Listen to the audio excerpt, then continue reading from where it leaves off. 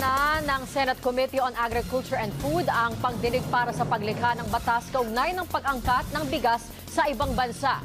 Sa pukala, hindi nalilimitahan ang bilang ng bigas na papayagang ipasok sa bansa pero magpapataw ng mas mataas na taripa ang pamahalaan. Nagpapatrol, Abner Mercado. Napasuna nung nakaraang taon ang batas na naglilimita sa pag-angkat ng bigas papasok sa bansa. Sa pagdinig ng Senate Committee on Agriculture and Food sa Senado kanina, inanyayahan ang mga kinatawan ng ahensya ng pamahalaan gaya ng NEDA, Bangko Sentral, NFA at mga kinatawan ng mga nangangalakal ng bigas. Removing the quantitative restriction on rice and instead doing tarification on rice. Ibig sabihin nun, makaka-import na sila but they have to pay tariff. Sa umiiral na pakikipagkasundo ng Pilipinas sa mga ASEAN rice trading partners nito, gaya ng Thailand at Cambodia, nasa 35% ang taripa na ipapataw sa inaangkat na bigas. Sa panukalang batas, hindi na lilimitahan ang bilang ng mga bigas na ipapasok sa bansa, pero magiging mahigpit sa pagpataw ng taripa na ang pondo ay pakikinabangan umano ng mga magsasaka. Kailangan tulungan na natin ang farmers to be competitive. Kasi pag naging competitive sila, there's no reason why people will smuggle kasi hindi na profitable yon. Pero hindi pabor dito ang ilang samahan at rice trader, lalo lang daw itong magpapataas ng presyo ng bigas. If you allow the price, allow the rice to be imported anytime, then I think they'll be greatly affected. Mag-aani pa lang. Tingin natin, of course, tataas lahat from start.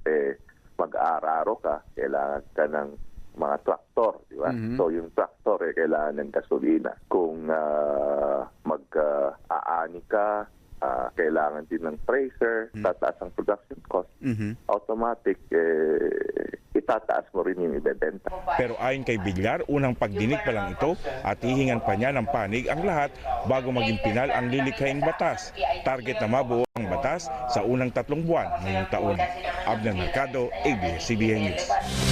Muli namang nabalot ng takot ang mga residente ng magbuga ng abo ang Bulkang Mayon. Nagpapatrol, Jose Carretero. Nabalot ng abo ang mga pananim sa barangay Masarawag sa Ginubatan, Albay. Kaya si Tatay Alex agad diniligan ang mga dahon para maalis ang mga abo, lalo't katutubo pa lang ng mga pananim niyang pakwan. May ilang nalanta na dahil sa init ng abo. Ang mga bunga ng papaya nabubulok na matapos mabagsakan ng abong ibinuga ng bulkan. Habang abala kanina sina Tatay Alex sa pagdilig ng mga pananim, muling sumabog ang bulkan. Naglabas ng makapal na usok at abo. Narinig din ang mga dagugdong mula sa Mayon.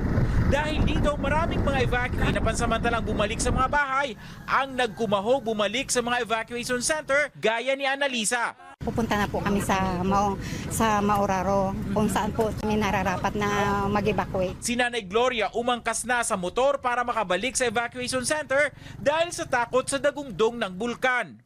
Nakaka-nervyos talaga kahit matanda na kaming namin yan, iba? Oo. Pag bumagsak yung abo, naku, Diyos ko kahapon, ang dilim-dilim talaga. Si Michelle dinala na ang oxygen tank na ginagamit ng kanyang ina na nagdadialysis. Nangangamba siya na baka mahirapang huminga ang kanyang ina dahil sa abo. Nahirapan kasi minsan medyo may asphalt pa rin. Ito yung abong ito, delikado sa kanya? Opo. Pumarurot din ang mga army truck para sunduin ang mga lilikas na residente. Mahigpit na ang pagbabantay sa danger zone. Sa Anuling, Kamalig, Albay na sakop ng 6-kilometer permanent danger zone, may mga nakabantay ng pulis para hindi makapasok ang mga residente. Nababahala naman ang ilan sa mga alagang hayop. Wala na kasi itong makain dahil sa abo. Walang makain, mayroon na bo. Nagkumahog naman kanina si Benji na ibaba mula sa danger zone ang mga alagang baka, lalo't malapit sa pastolan nito ang dumadaos-dos na lava. Mahirap na doon, baka pagbukas, pag-akit na mahirap eh. Kanina sunod-sunod yung pagsabog eh. Kaninang hapon na ulit ang pagsabog. Pero kagabi, kitang-kita ang pagbulwak ng lava o ang lava fountaining na tinatawag ng PHIVOLCS. Alas 9:37 nang magkaroon ng lava fountaining ang bulkan. 5 lava fountaining ang naitala. Alas 5 kaninang umaga ang pinakahuli. Halos magliwanag ang tuktok ng bahagi ng bulkan dahil sa tumatalsik na mga lava. Kalahating oras ang itinagal nito. Dinig na dinig din kahit sa Legazpi City ang mga dagugdong habang bumubulwak ang lava sa bunganga ng bulkan. Kitang-kita na ang mga dinadaanan ng lava sa mga gali ng Bulkang Mayon. Jose Carretero, ABS-CBN News. Aabangan ang bagong pasabog ni Maha Salvador sa kanyang mga nakalinyang concert sa Valentine's season. Hindi naman nagpapahuli ang J. Dean at ang iba pang artists. Nagpapatrol si Mario Dumawal.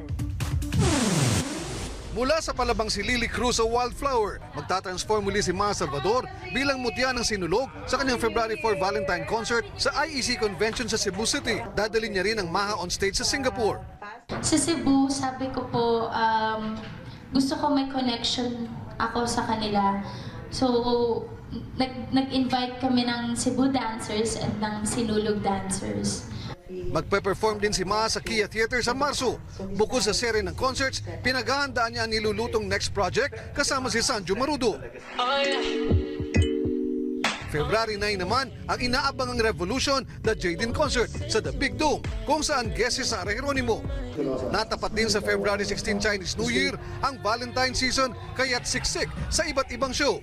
Mabenta sina Moira de la Torre at Maris Racal, gayon din sina Basil Valdez, Isa Seguera at The Company sa concert venue sa Green Hills, San Juan.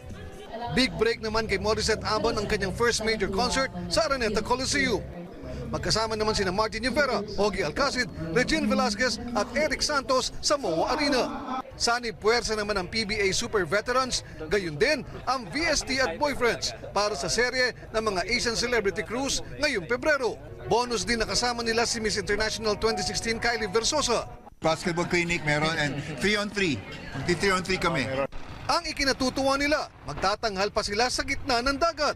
Mario Dumawal, ABS-CBN News. Ano papel? Hindi si Alvin Patrimonio, kala ko basketball. Kumakanta na rin pala. Honorin ko yung concert. Ako rin. Ni Maha Salvador. Ako rin. At yan ang mga, may libreng ticket daw. Nasa O-Channel yan eh. At yan ang mga balita nakakalap. Sabi, mas malawak na pagpapatrol. Sa ating malasakit sa isa't isa, maihahatid natin ang pag-asa. Maraming salamat at magandang gabi, bayan!